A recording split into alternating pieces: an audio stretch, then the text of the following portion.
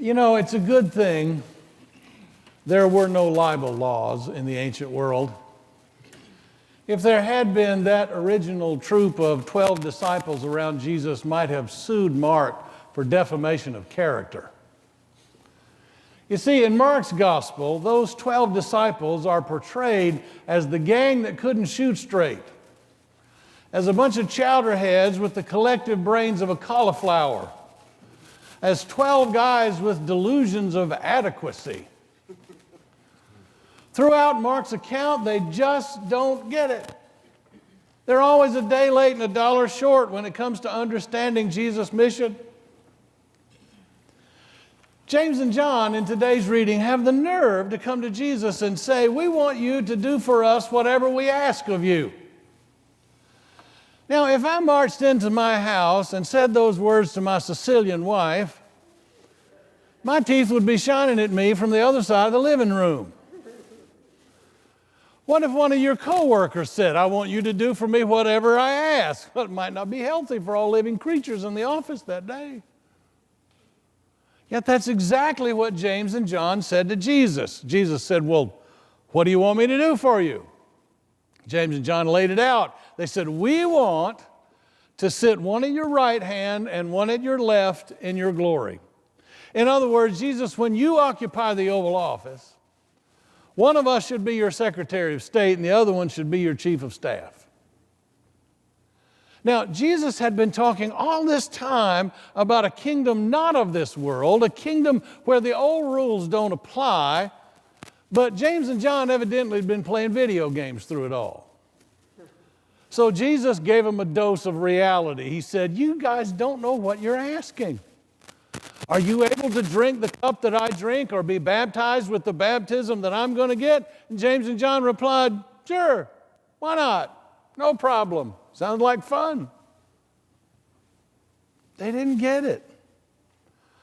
Oh, they'd share in Jesus' fate, all right. They would suffer like Jesus suffered. No cushy jobs and fat cat salaries for them. In fact, I'm kind of surprised that Jesus wasn't crucified with James on a cross on his right and John on a cross on his left instead of the two thieves on either side. It could have happened. That was Jesus' drink. That was Jesus' baptism. "Oh yes," said Jesus, "you'll drink the cup and suffer the baptism, but to sit on my right and my left is not in my power to grant." And then they all went down to Jericho. And as Lois was talking about, a blind man named Bartimaeus heard that Jesus was passing by, and he started shouting, "Jesus, Son of David, have mercy on me. Jesus, Son of David, have mercy on me. Jesus, Son of David, have mercy on me." And everybody tried to shut him up. Shh, because it's awfully inconvenient when people in need are interrupting your day, isn't it?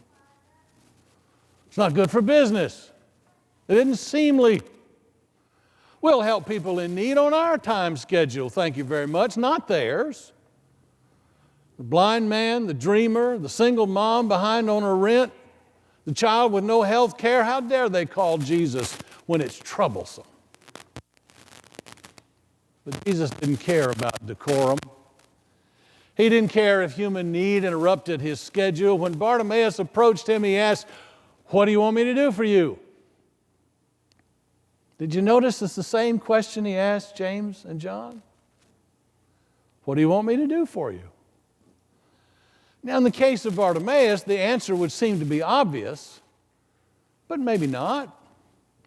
Maybe Jesus didn't want to assume anything. Maybe he wanted to make sure he knew what Bartimaeus was asking for. No point in doing something the man didn't want.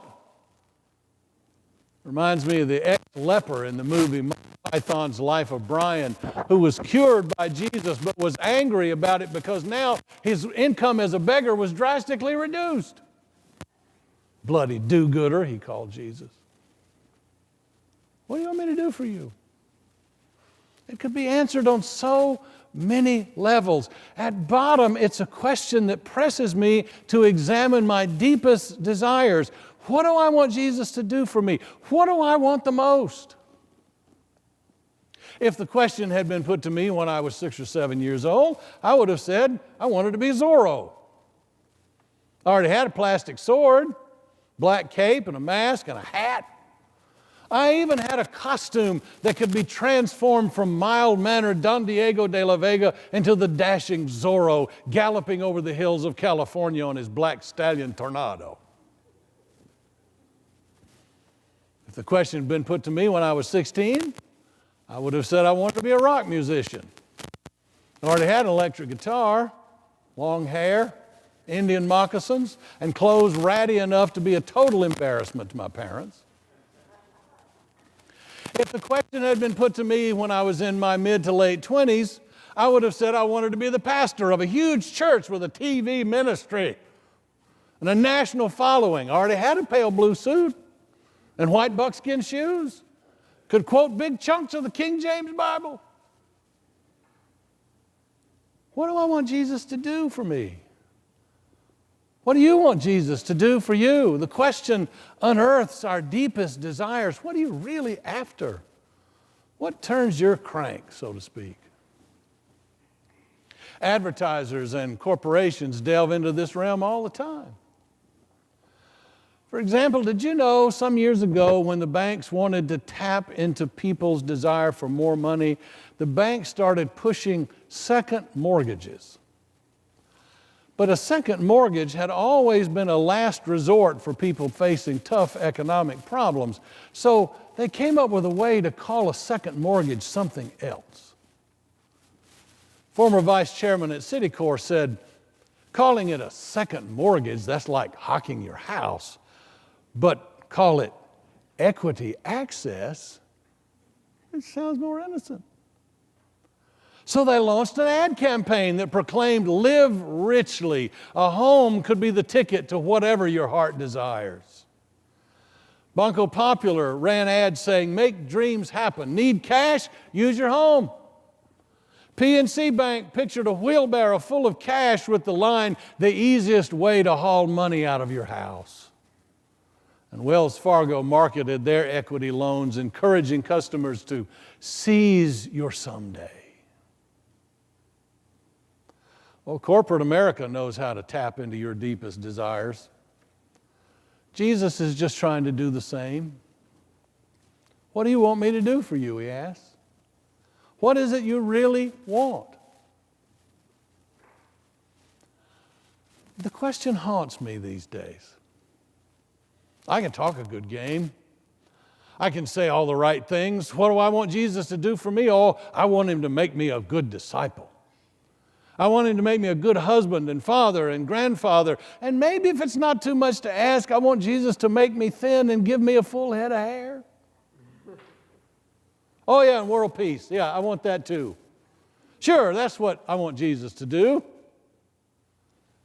And then I run into stories like the one about the hermit who was meditating by a river one day when a young man sauntered up to him and said, Master, I wish to become your disciple. And the hermit asked, why? And the young man, without hesitation, replied, because I want to find God. So the hermit jumped up, grabbed the young man by the scruff of his neck, dragged him down to the river, and plunged his head underwater. He held him there for 10 seconds, and then 20, and then 30, and then 40, while the young man kicked and thrashed and struggled to free himself. And after close to a minute, the hermit finally pulled the young man's head out of the river. He choked and coughed up water and gasped to get his breath. And when he finally quieted down, the hermit asked, now tell me, what did you want most of all while your head was underwater? And he said, air. More than anything else, I wanted air. And the hermit said, very well, go home. And come back to me when you want God as much as you just now wanted air.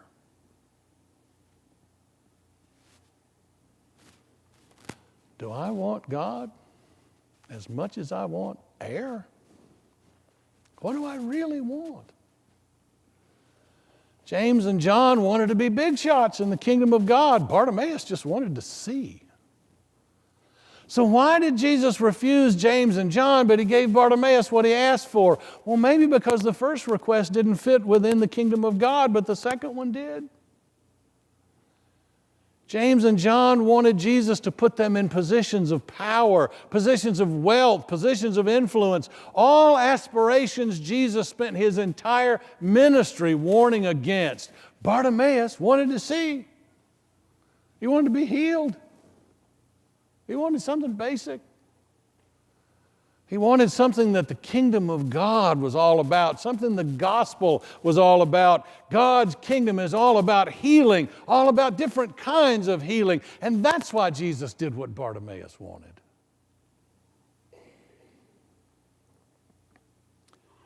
In the movie Bruce Almighty, Jim Carrey plays a guy named Bruce Nolan who complains that God does a lousy job of running the world and he could do it better.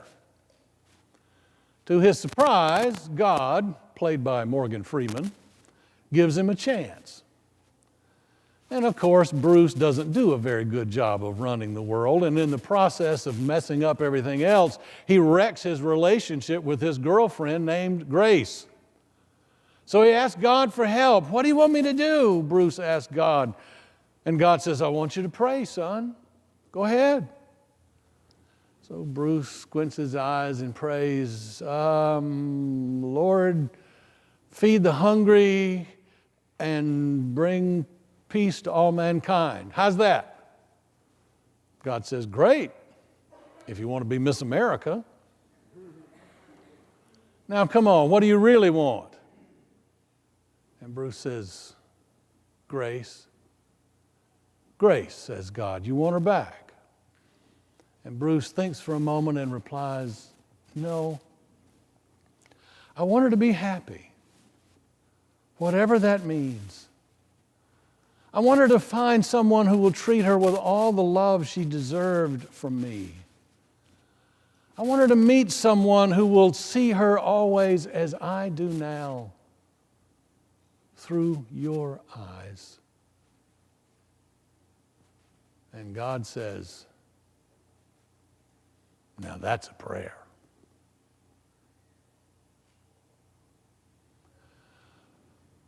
Jesus asked me, what do you want me to do for you? I hope the desires that bubble to the surface are kingdom of God desires, gospel desires, Jesus desires, godly desires. If not, maybe I should just try to avoid the question altogether.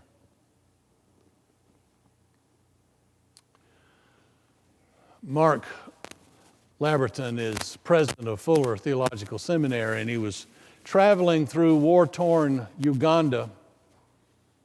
And one night he visited what's called, it's a children's shelter called a night commuter camp.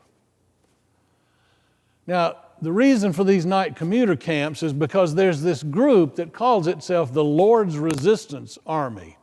You've probably heard of them. They claim to be fighting in Uganda and South Sudan and several other African countries to establish a democratic republic styled around the Ten Commandments. In actuality, they're nothing but a bunch of thugs whose tactics include murder, abduction, mutilation, and child sex slavery. In addition, they are well known for kidnapping children and torturing them until they agree to pick up a gun and join their movement. So these night commuter camps are places where children can go for the night and hopefully stay off the hellish radar of the Lord's Resistance Army. So Mark Laberton visited this old, dilapidated, empty school building where hundreds of children were bedding down for the night.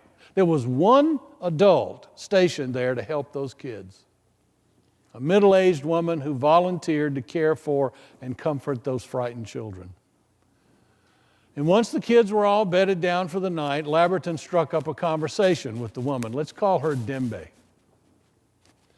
Dembe, he discovered, had a husband and several children of her own just living a few blocks away. But she came every night to volunteer at this night commuter camp. Eventually, Laberton got around to the million-dollar question. He said, why are you doing this? Dembe replied, some of these children have lost their parents to the brutality of the Lord's Resistance Army. Some of them are hiding from the LRA. Some of them are hungry. All of them are in need. All of them are scared. I'm here to do what I can to help them. I care about them. But Lamberton wanted to dig deeper. He said, but you have your own family to think about.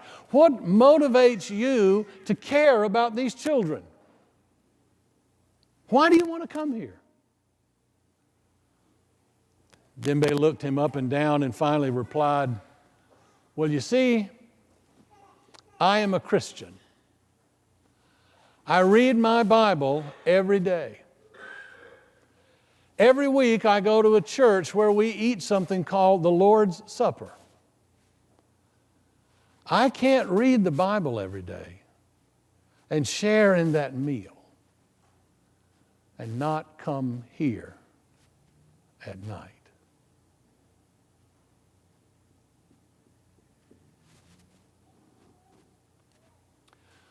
What do I want Jesus to do for me? After hearing what Dembe wants, I'm kind of ashamed to say.